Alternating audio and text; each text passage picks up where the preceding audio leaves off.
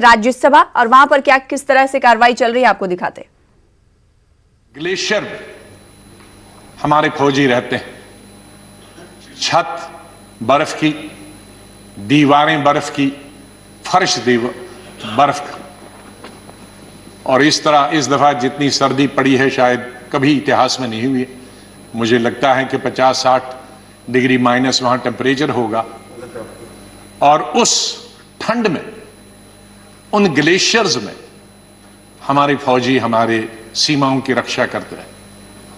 उसी रीजन में गलवान वैली में हमारे 20 नौजवान पिछले साल शहीद हुए, इसलिए मैं उन शहीदों को भी श्रद्धांजलि देता हूं और अपनी पार्टी की तरफ से पूरी हमदर्दी, पूरी सहानुभूति, पूरा सहयोग उन फौजियों को जो रेगिस्तानों में, गर्मी में और पहाड़ों में सर्दी में, इतनी गर्मी और सर्दी में रहते हैं, हम हमेशा उनके साथ रहें। सर, मैं उन 225 किसानों को भी जो शहीद हुए पिछले 2-2.5 महीनों में, अपनी मांगें सरकार से मनाने के लिए और ठंड में और कई कारणों से आंदोलन के बीच में ये मर गए, शहीद हो गए, मैं अपनी तरफ से भी उनको श्रद्धांजलि अर्पित करता हूं। सर, जो गतिरोध बना हुआ किसानों का और सरकार के बीच, ये पहली दफा नहीं हुआ। सैकड़ों सालों से किसान संघर्ष करता रहा है, अपने हक के लिए लड़ाई लड़ता रहा है। कभी फ्यूडलिज्म के खिलाफ ये लड़ रहे, जमींदारी के खिलाफ लड़ रहे, और कभी सरकार के। मैं उल्लेख देना चाहता हूं कुछ महत्वपूर्ण उन एजिटेशंस जो आखिर में सरकार को अंग्रेजों के जमाने में झुकना पड़ा था। मैं कई दिन से पढ़ रहा था किसानों के आंदोलन के बारे में, और विशेष रूप से अंग्रेजों के शासन। तो नतीजा आंदोलन का यह हुआ कि सरकार को झुकना पड़ा, विड्रॉ करना। और मैं इस नतीजे पे पहुंचा हूं कि किसानों की ताकत हिंदुस्तान में सबसे बड़ी ताकत, और किसानों से लड़ाई करके हम किसी नतीजे पे पहुंचे नहीं और न पहुंच सकते। अगर आपकी अनुमति हो तो कुछ हिस्ट्री के पन्ने मैं यहां आपके सामने रखता हूं।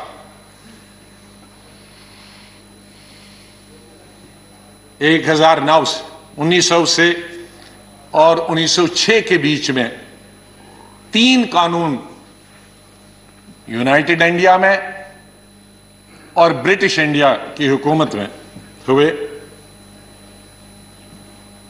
वो है पंजाब लैंड कॉलोनियल एक्ट 1900, दूसरा दोआब बारी एक्ट 1906, द कॉलोनियल एक्ट 1906। ये 3 कानून के खिलाफ, ये 3 कानूनों में क्या था कि जमीन की मालिक ब्रिटिश सरकार होगी और मालिकाना हक से उनको वंचित रखा जाएगा। किसानों को उन्हें बिल्डिंग बनाने की, घर बनाने की और पेड़ काटने की अपनी जमीन पे कोई हक नहीं होगा। और जो बड़ा बेटा होगा परिवार का, अगर वो एडल्ट नहीं होगा, अगर वो बालिग नहीं होगा और मर गया, तो ये जमीन छोटे भाई को जो बालिग नहीं है उसको नहीं ट्रांसफर होगी, जमीन गवर्नमेंट की होगी। इस पर बवाल मच गया और इस पर एजिटेशन 1907 में हुई। और इस एजिटेशन का संचालन कौन कर रहे थे? अजीत सिंह, सरदार अजीत सिंह, बड़े भाई भगत सिंह जी के, किशन सिंह जी भगत जी के पिताजी, घसीटा राम जी, सूफी अंबा प्रसाद जी। और प्रोटेस्ट पूरे पंजाब में हुए। और उस वक्त बांकेलाल जो जंग के एडिटर थे, उन्होंने पगड़ी संभाल जट्टा पगड़ी संभाल वे का एक गीत बनाया, जो उस वक्त का सबसे बड़ा मशहूर और क्रांतिकारी गीत बना।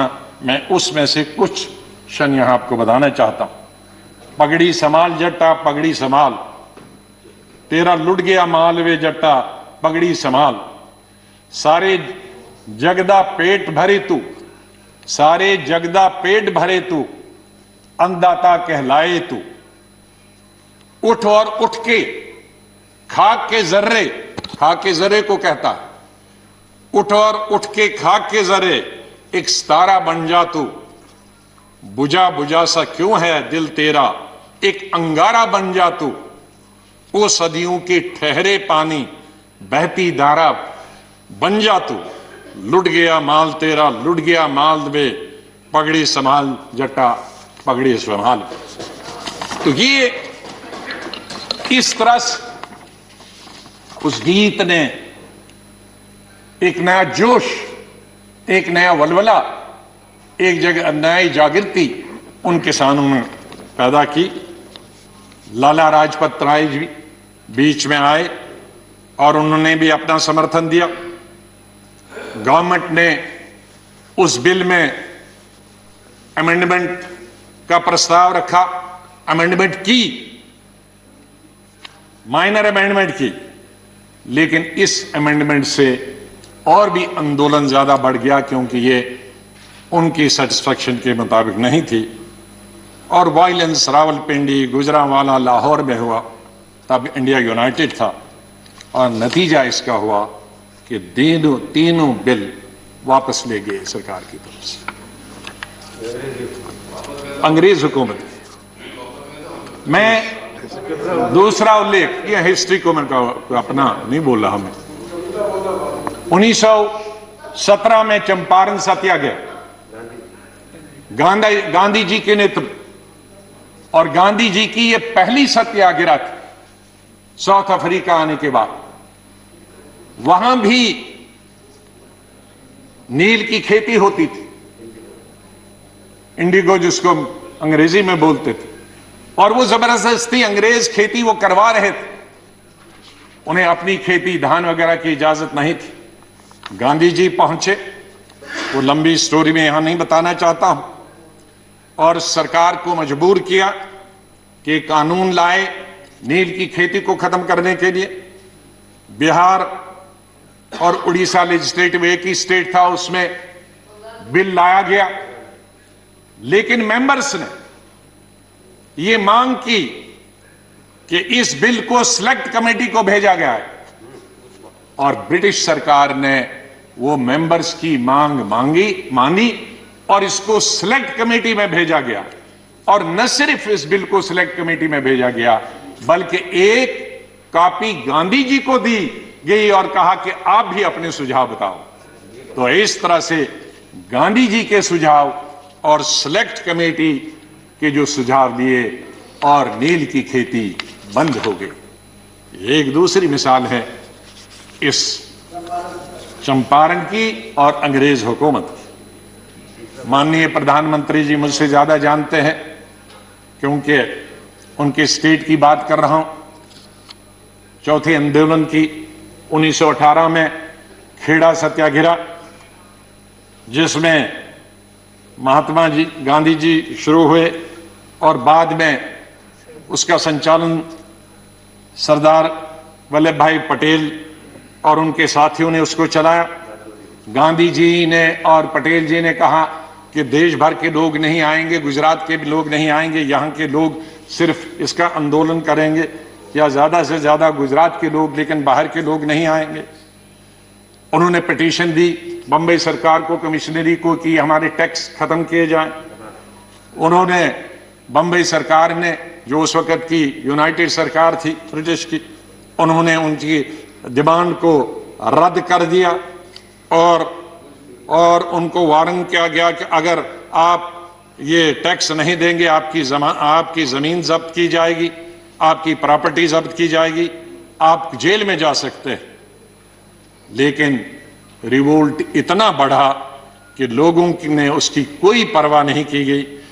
प्रॉपर्टी उनकी ली गई, जमीन उनकी ली गई और जमीन सीज की गई, लोगों को अरेस्ट किया गया, लेकिन आंदोलन खत्म नहीं हुआ। और उसका नतीजा क्या हुआ? उस साल के लिए टैक्स माफ किए गए और जो इंक्रीज जो बढ़ाए गए थे टैक्स सरकार ने वो घटा लिए और जो जमीन और घर सरकार ने लिए थे उनको वापस दे दिए। तो वापस किसानों की इसमें फिर से जीत हुई। मैं दूसरा सत्याग्रह की बात करता हूं, 5वें सत्याग्रह की बात करता हूं, बरदोली 1928। इसमें भी 1925 में गवर्नमेंट बंबई प्रेसिडेंसी ने टैक्स बढ़ाए किसानों के 22%। इतना कभी भी टैक्स नहीं बढ़ा था। और सरदार वल्लभ भाई पटेल जी ने गवर्नर बंबई को लिखा टैक्स कम करने के लिए, लेकिन गवर्नर ने वो रिजेक्ट कर दिया। उसके बाद नॉन पेमेंट की वजह से लोगों को तंग किया गया, उनकी प्रॉपर्टी, उनके जान माल की हिफाजत करना मुश्किल हो गया था और गवर्नमेंट ने ऑक्शन कर दी कई जमीनें और कई घर। लेकिन एक भी आदमी उस ऑक्शन के लिए नहीं आया। गवर्नमेंट ने तो ऑक्शन की, लेकिन ना जमीन लेने के लिए कोई आया, न घर लेने के लिए आया, न कैटल लेने के लिए आया। ये यूनिटी थी सरदार पटेल जी के नेतृत्व में। लेकिन रिजल्ट क्या हुआ कि 1928 में गुजरात में सबसे बड़ा सिविल ओबीडियंस हो गया सरदार पटेल जी के नेतृत्व में। और रिजल्ट ये हो गया कि गवर्नमेंट ने तमाम जमीनें वापस कर दी और जो 22% टैक्स लगा था, उसको लगान लगा था, उसको 6.03%, मतलब 6%। तो आप सीधे